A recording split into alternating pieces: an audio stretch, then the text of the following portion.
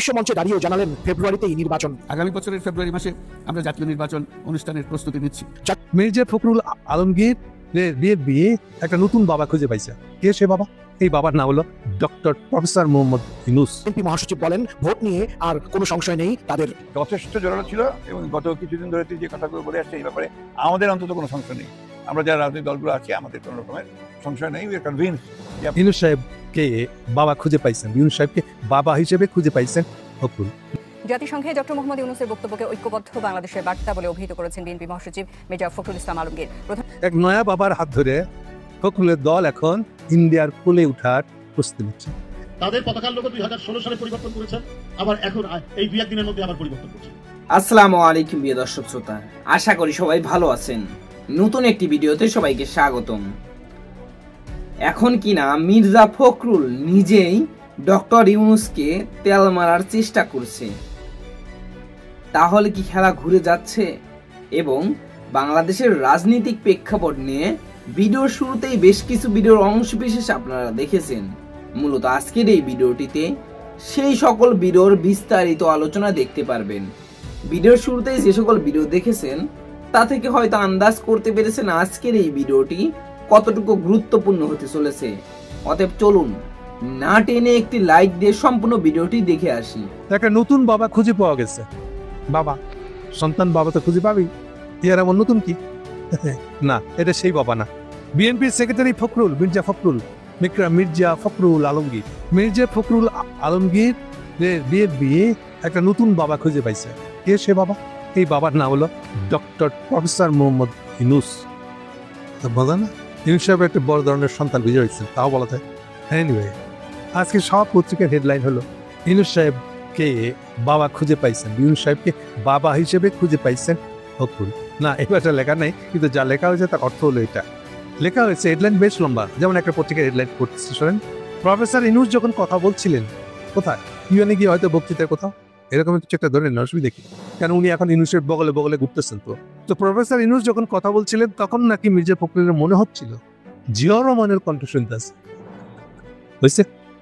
এই জন্য বলছি যে এক নয়া বাবার হাত ধরে ফখরুলের দল এখন ইন্ডিয়ার কোলে উঠার প্রস্তুতি নিচ্ছে। এটা পরে আসতেছি, বিস্তারিত করেন। মূল কথাটা বলে নি আরেকটু। এই যে বাবা খুঁজে পাওয়ার মিথ্যা কথাটা বললেন ফখরুল, এটা মিথ্যা কেন? ফখরুলের বয়স কত হবে? 70 আশপাশ কিছু একটা। ফখরুল বিএনপিতে কবে যোগ দিচ্ছেন এইটা অনেকে জানেন। আমার জানা মতে এটা অ্যারাউন্ড 91 ইলেকশনটার পরে। 91 ইলেকশন মানে মনে করে দিই কন্টেম্পোরারি আশপাশের ঘটনাগুলি। 91 ইলেকশন মানে 9 বছরের এরশাদের শাসনের অবসানের পরে যে ইলেকশনটা হয়েছিল, ওই ইলেকশনটা হলো 91 সালে। ওই ইলেকশনের পরে বা আগে পিছিয়ে ফখরুল সাহেব বিএনপিতে যোগদান করেছিলেন। আগে কি ছিলেন? আগে ছিলেন এক রাজাকারের ছেলে। রাজাকারের ছেলেরা যা হয় বামপন্থী দল করে, সেরকমই ছাত্র ইউনিয়নের সাথে সম্পর্ক রাখা একটা লোক। রাজাকার না, এলে গায়ের গন্ধ তাড়াতে হবে, বেশ গন্ধ তাড়ানোর স্প্রে সেন্ট বলতে পারেন হলো ছাত্র ইউনিয়ন। তো অনেকে আছে এরকম রাজাকার বাবার ছেলে ছাত্র ইউনিয়ন করে। তো উনি জয়েন করলেন বিএনপিতে, তাও কার হাত ধরে? নিজে নিজে করবেন এই মুরদ হয় নাই তার, এই সাহস নাই তার। আমি যতটুকু শুনেছি এটা শফির রহমান সাহেব তাকে হাত ধরে নিয়ে গেছিলেন। এই যে যাই দিনের শফির সাহেব তাকে হাত ধরে নিয়ে গেছিলেন বিএনপি। আচ্ছা, তাহলে এখন বলেন, যে লোকটা 91 সালে আশপাশে বিএনপিতে জয়েন করছে, উনি জিয়াউর রহমানের কণ্ঠ শুনলেন কোন দিক থেকে? বুঝলো? গল্প বলার আগে একটু বানায় বলবেন না, ঠিক মতো ডাইনিয়া ভাই তাকাবেন না।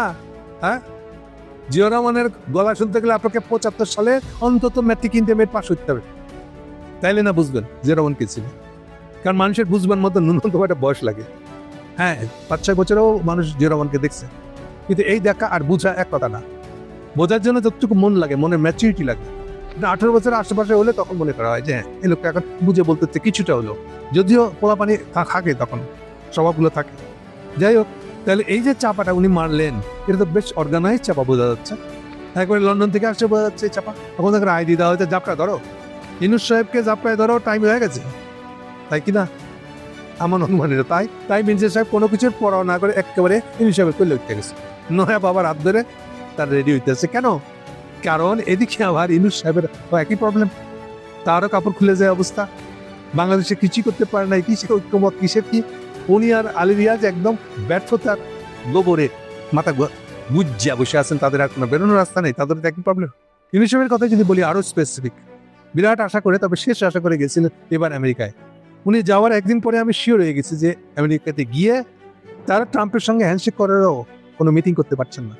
ট্রাম্প সাহেব তাদের এই যে রেয়ার আর্থ বিক্রির যে পরিকল্পনা, এই বিক্রি করে তারা আমেরিকান প্রিয়পাত্র হয়ে উঠবেন নম্বর 1, সেই যে পরিকল্পনা।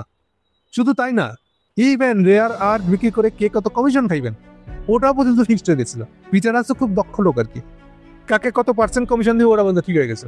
শুনলে কোনো একদিন শুনবেন আপনি, আজকে আমি বলতেছি না, এগুলো ঠিকঠাক। এবং নারী পুরুষের সাম্য আছে আবার ওখানে, দুজন যদি নারী থাকে তো দুজন পুরুষ আছে, এরকম অদ্ভুত জিনিস, ভেরি ইন্টারেস্টিং।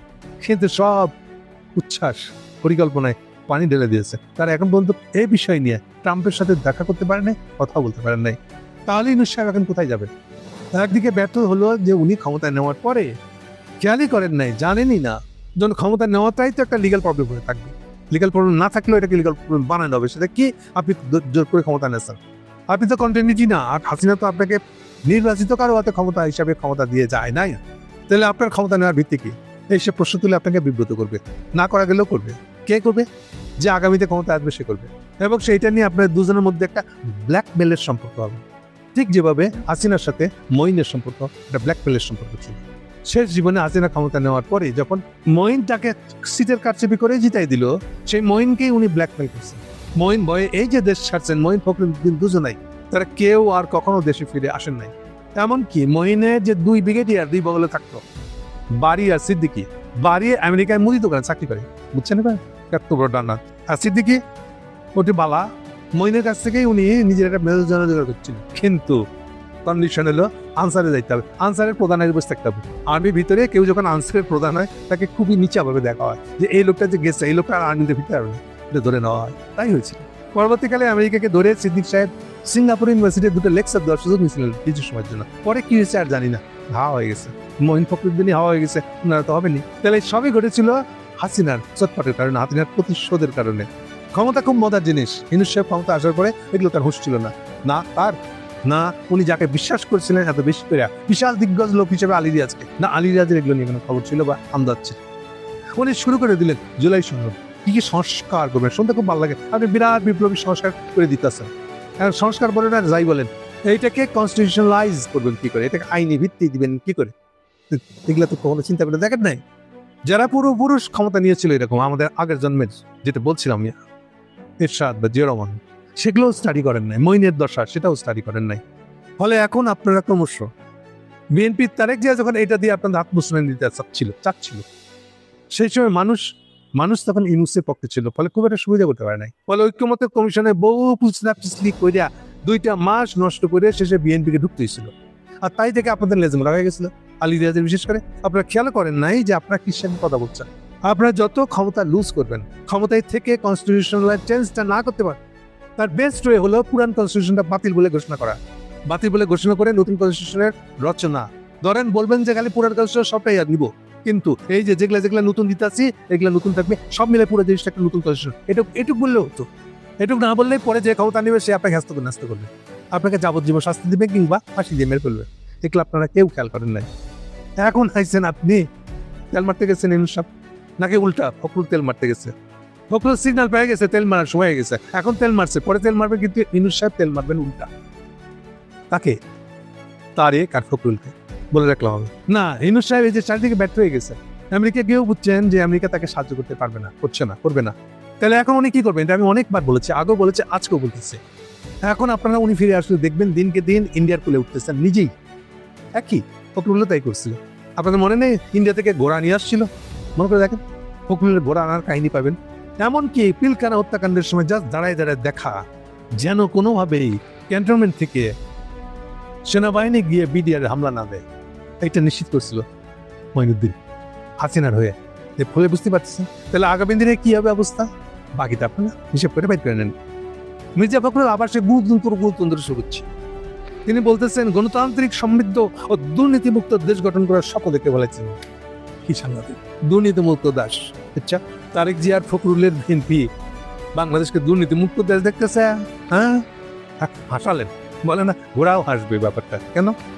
যেখানে তারেকের মডেল অফ সংগঠন করা, তারেকের সংগঠন করার মডেল হলো আপনি যদি একটা জেলা কমিটিরও মেম্বার হতে চান, আপনাকে আগে টিকা দিতে হবে।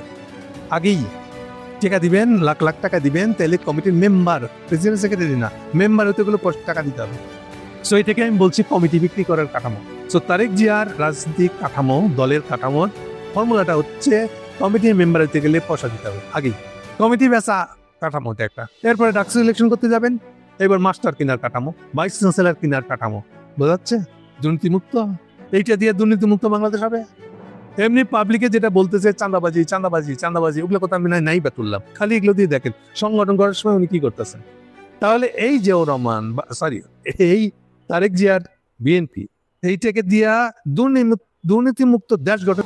আমি আশা করছি সম্পূর্ণ ভিডিওটি দেখেছেন এবং এই ভিডিওর সাপেক্ষে আপনার কি মতামত অবশ্যই কমেন্ট বক্সে জানিয়ে যাবেন। ভিডিওটি ভালো লেগে থাকলে শেয়ার করতে ভুলবেন না। আমাদের এই চ্যানেলে নতুন হয়ে থাকলে চ্যানেলটি সাবস্ক্রাইব করে চ্যানেলের পাশে থাকবেন। আর যারা ইতিমধ্যে চ্যানেলটি সাবস্ক্রাইব করেছেন তাদেরকে অসংখ্য ধন্যবাদ। দেখা হবে নতুন কোনো ভিডিও নিয়ে, ততক্ষণ সবাই সুস্থ থাকবেন। আল্লাহ হাফেজ।